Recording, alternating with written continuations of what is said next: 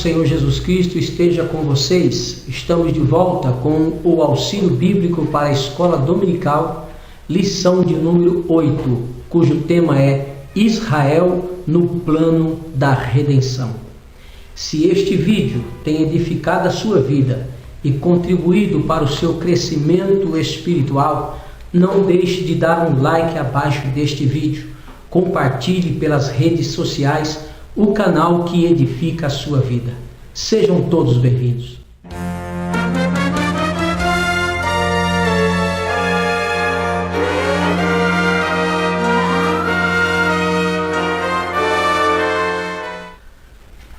A lição de hoje vai abranger pelo menos 3 capítulos da carta de Paulo aos Romanos.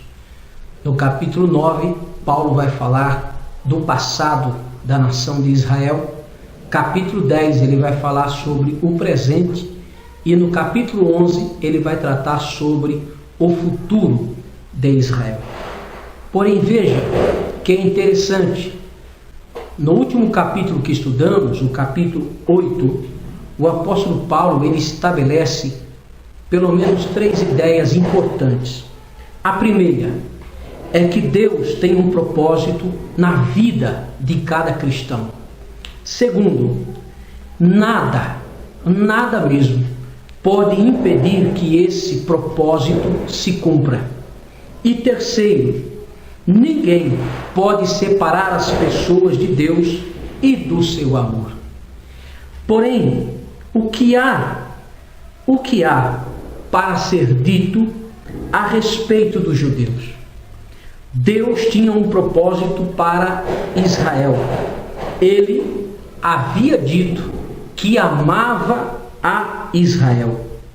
É importante salientar que em Deuteronômio, Deus fala através de Moisés que a nação de Israel não foi escolhida porque era um povo poderoso, um povo numeroso, um povo inteligente, não, mas porque Deus o amou.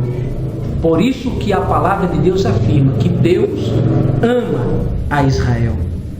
Porém, até aqui parece que Israel foi excluído do projeto de Deus.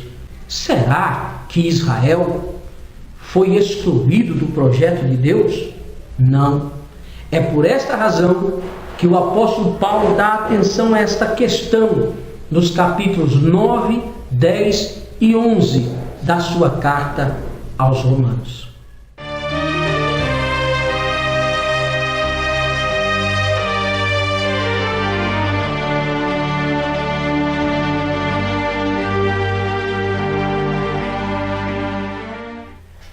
Existem 3 elementos distintos no exame que o apóstolo Paulo faz de Israel no plano divino da salvação. O primeiro elemento, que está contido no capítulo 9, dos versículos 6 a 29 de Romanos, é um exame da eleição de Israel no passado. Primeiro, o apóstolo Paulo afirma que a promessa de Deus a Israel não falhou, pois a promessa era só para os fiéis da nação. Visava somente o verdadeiro Israel, aqueles que eram fiéis à promessa divina. Sempre há um Israel dentro de Israel que tem recebido esta promessa. No capítulo 9, versículos 14 a 29, Paulo chama a nossa atenção para o fato de que Deus tem o direito de fazer o que Ele quer com os indivíduos e as nações. Tem o direito, inclusive, de rejeitar a Israel se desobedecerem a Ele, e ao direito de usar de misericórdia para com os gentios, aqueles que não são judeus, oferecendo-lhes a salvação, se Ele assim decidir. O segundo elemento está no capítulo 9, versículo 30 ao capítulo 10, verso 21, onde Paulo analisa a rejeição presente do Evangelho por Israel. Seu erro de não se voltar para Cristo não se deve a um decreto incondicional de Deus, mas à sua própria incredulidade e desobediência. E o terceiro elemento, o apóstolo Paulo finalmente explica no capítulo 11, versículo 1 a 36 da carta aos Romanos, que a rejeição de Israel é apenas parcial e temporária. Israel, por fim, aceitará a salvação divina em Cristo Jesus. O argumento dele contém vários passos. Primeiro, Deus não rejeitou o Israel verdadeiro, pois ele permaneceu fiel ao remanescente que permanece fiel a ele, aceitando a Cristo. Segundo, no presente, Deus endureceu a maior parte de Israel, porque os israelitas não quiseram aceitar a Cristo Jesus. Terceiro, Deus transformou a transgressão de Israel, isto é, a crucificação de Cristo, numa oportunidade de proclamar a salvação a todo o mundo. Quarto, durante esse tempo presente da incredulidade nacional de Israel, a salvação de pessoas, tanto os judeus como os gentios, depende da fé em Cristo Jesus, o nosso Senhor. Quinto, a fé em Jesus Cristo, por uma parte do Israel nacional, acontecerá no futuro, segundo o que Paulo diz no capítulo 11, versículos 25 a 29. E sexto, o propósito sincero de Deus é ter misericórdia de todos, tanto dos judeus como dos gentios, e incluir no seu reino todas as pessoas que creem na pessoa bendita de Jesus Cristo.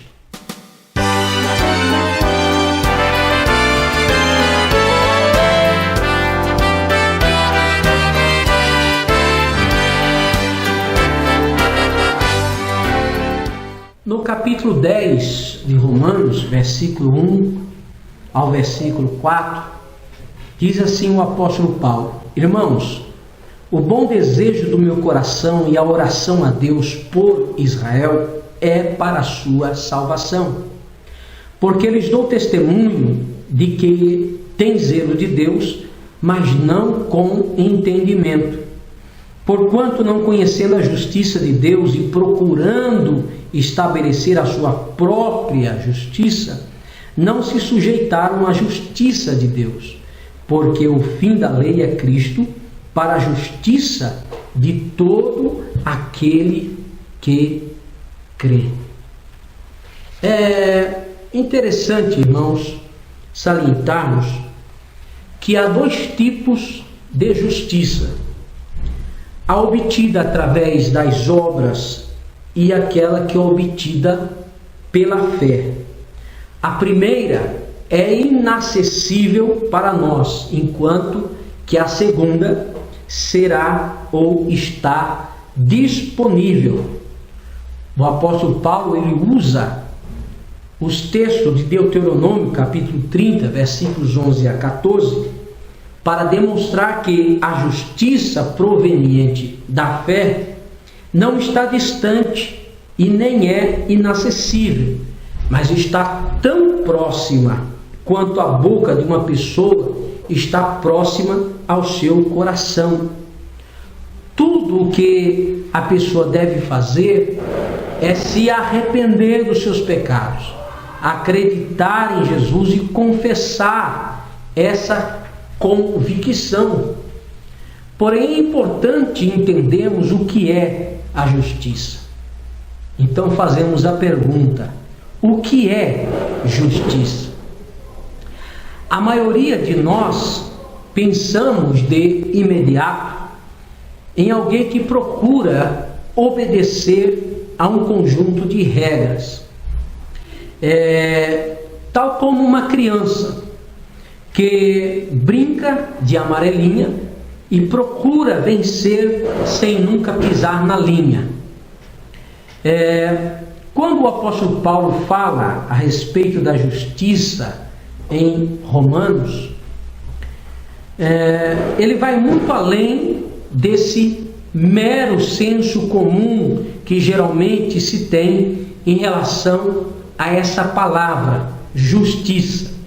Ele extrai o conceito do Antigo Testamento, onde retidão diz respeito ao relacionamento entre Deus e uma pessoa, ou entre Deus e o seu povo. No Antigo Testamento, a justiça é fundamentalmente um atributo de Deus. Confere Salmo 71, verso 15 e também 119, versículo 42. Ou seja, apenas Deus é verdadeiramente e totalmente justo. Por quê? Ele é aquele que permanece fiel, tanto às suas promessas, quanto à aliança que ele estabeleceu com Israel, e também em relação à sua lei. Em resposta a Deus, os israelitas, como povo de Deus, tinham a responsabilidade de vivenciar a justiça para refletir a justiça de Deus nesta terra. No final das contas, isto significou que eles tiveram que amar e adorar apenas ao Deus vivo. A lei de Moisés pode ser resumida em um mandamento. Qual? Amarás o teu próximo como a ti mesmo. Então, de forma trágica, os israelitas não guardaram a aliança divina. Eles provaram a sua infidelidade para com esta aliança, embora Deus tivesse permanecido fiel. Ou seja, o povo de Israel não foi fiel, mas Deus permaneceu fiel. Enviando seus profetas ao seu povo, Deus os advertiu por muitas e muitas vezes, dia após dia, apontando os seus erros, apontando o seu pecado. Finalmente, Deus teve que disciplinar com escassez, permitir que eles fossem derrotados em suas guerras e até mesmo foram corrigidos pelo exílio babilônico, não é? Mas Deus permaneceu fiel e restabeleceu o seu povo, a terra, quando eles se arrependeram e se voltaram para Ele. Glória a Deus. Depois que eles retornaram da Babilônia, os israelitas confundiram a justiça com a observância rígida da lei, como ela foi estabelecida no Pentateuco a princípio. Os líderes religiosos judeus acrescentaram numerosas emendas à lei para assegurar que ninguém a quebraria de forma inadvertida. A obediência zelosa da lei foi logo comparada à justiça. A mera observância externa de um conjunto de regras não agradou a Deus. Não agradou a Deus. O que Deus queria e quer é um coração verdadeiramente arrependido, humilhado e que respeita a sua soberana vontade. Ele quis ser o Deus do coração e da mente do povo israelita, o centro da devoção do seu povo. Então, Paulo, na sua carta aos Romanos, de uma forma afetuosa, ele advertiu que ninguém havia alcançado esse padrão. Ninguém conseguia amar completamente e adorar a Deus como era deveras exigido. Porque a Bíblia diz, no capítulo 3, verso 23 de Romanos, que todos pecaram. Ou seja, nenhuma boa obra ou devoção, ou mesmo qualquer aparência externa, pôde restabelecer a relação com o Deus vivo, com o Deus santo. Os gentios não procuraram uma relação correta com o seu Criador, o que acabou por incliná-los à realização de toda a sorte de males. Por outro lado, os judeus procuraram, mediante a obediência apenas exterior à lei e às suas tradições, a autojustificação diante de Deus. Tanto os gentios quanto os judeus falharam em suas diversas tentativas. Jesus é o único, entenda bem, Jesus é o único que pode estar diante de Deus glorioso. Aleluia! Ele é o único que é verdadeiramente justo. Notavelmente, ele nos ofereceu um modo de nos libertar de nossa escravidão em relação ao pecado. Ao colocar em Jesus a nossa fé, a nossa confiança, nós podemos ser declarados justos, como já estudamos anteriormente.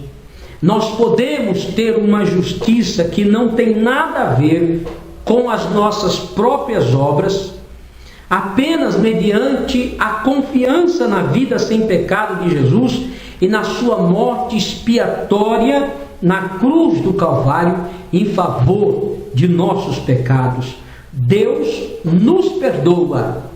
Ouça bem, Deus nos perdoa e nos justifica por causa de nossa identificação mediante a fé com a justiça do seu Filho Jesus Cristo. Leia capítulo 4, versículo 5 da carta de Paulo aos Romanos. Então, através da pessoa gloriosa de Jesus Cristo, nós podemos finalmente ser libertados da culpa decorrente de nossos pecados. Nós não apenas podemos chegar ao santo Deus em louvor e gratidão, mas também podemos agora fazer a sua vontade. Aleluias.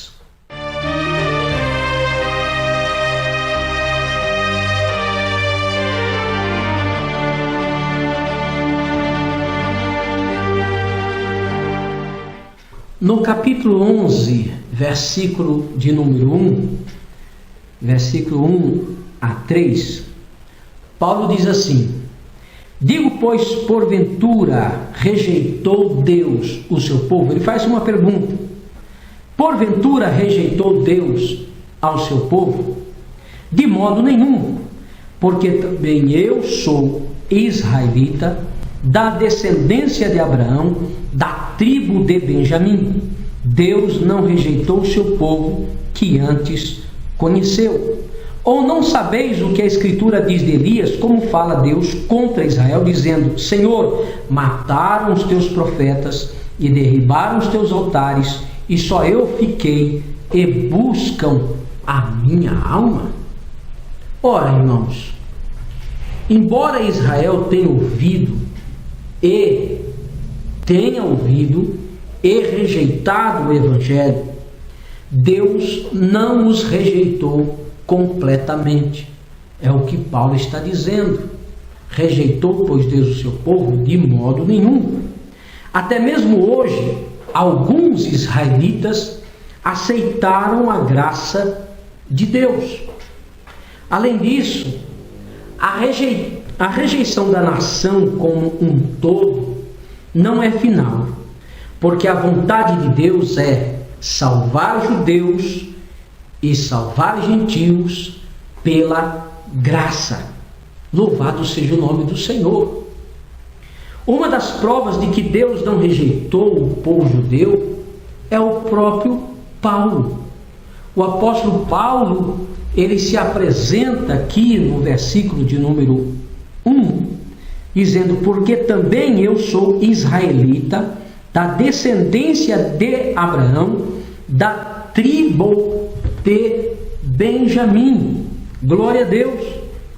Ou seja, ele era um israelita, um descendente de Abraão, e foi escolhido por Deus. Foi escolhido por Deus para ser um cristão e um apóstolo. Um cristão e um apóstolo. Nós vamos notar que no tempo em que Paulo escreveu a carta aos Romanos, é provável que os gentios estivessem se tornando uma maioria entre os cristãos na igreja. Os judeus tinham cada vez menos influência teológica, influência cultural e até mesmo política naqueles dias. Gradualmente e tragicamente, as atitudes de orgulho e de preconceito dos judeus contra os gentios estavam voltando a incomodar, e os cristãos de origem pagã começaram a se distanciar cada vez mais dos seus irmãos judeus. Mas em Romanos, do capítulo 9 ao capítulo 11, Paulo suplicou aos seus leitores que se lembrassem de que Deus não se esqueceu de Israel. Deus não se esqueceu da nação de Israel, porque Deus fez promessas à nação das quais ele não pode arrepender-se, não pode voltar atrás. Além disso, os gentios não têm nenhuma razão para ser arrogantes. Afinal, originalmente, eles não faziam parte do povo de Deus, mas foi-lhe permitido ser enxertados nele como ramos em uma árvore. Aqui vale a pena lermos o texto de Romanos capítulo 11, versículos 17 e 18, que Paulo diz: se alguns dos ramos foram quebrados, e tu, sendo zambujeiro, foste enxertado em lugar deles e feito participante da raiz e da ceifa da oliveira, não te glories contra os ramos. E se contra eles te gloriares, não és tu que sustentas a raiz, mas a raiz a ti. Aleluia, é isso mesmo. Então o apóstolo Paulo, ele viu a possibilidade de que a igreja, de certa forma, se dividisse, tornando-se em dois grupos. Um grupo de judeus e um grupo de gentios. Um contendo judeus e outro contendo pagãos. Já pensou? Ambos vivendo de forma separada. Se isso porventura acontecesse, os gentios ignorariam a comunidade judaica completamente, em vez de terem compaixão e comunicarem o evangelho de Cristo de forma que os judeus fossem salvos. Esta é a razão pela qual o apóstolo Paulo, tanto aqui como em outras partes de suas cartas, desafiou os cristãos a procurarem a unidade no corpo de Cristo e a caridade entre os povos do mundo. O apóstolo Paulo, quando ele escreve a sua carta aos Efésios, nós vamos observar que ele salienta isso e traz grande importância, nos fazendo entender, em Efésios capítulo 2, versículo de número 11, Paulo diz assim: portanto, lembrai-vos de que vós, noutro tempo, éreis gentios na carne, chamados incircuncisão pelos que na carne se chamam circuncisão feita pela mão dos homens, que naquele tempo estáveis sem Cristo, separados da comunidade de Israel e estranhos aos concertos da promessa, não tendo esperança e sem Deus no mundo. Mas agora, em Cristo Jesus, vós que antes estáveis longe, já pelo sangue de Cristo chegastes perto, porque Ele é a nossa paz, o qual de ambos os povos, olha aqui, o qual de ambos os povos, Israel e gentios, fez um, e derribando a parede de separação que estava no meio, na sua carne, desfez a inimizade, isto é, a lei dos mandamentos, que consistia em ordenanças, para criar em si mesmo dos dois um novo homem, fazendo a paz, e pela cruz reconciliar ambos com Deus em um corpo, matando com ela as inimizades. E vindo ele, evangelizou a paz, e vós que estáveis longe, e aos que estavam perto, porque por ele ambos temos acesso ao Pai em um mesmo Espírito. Glória a Deus.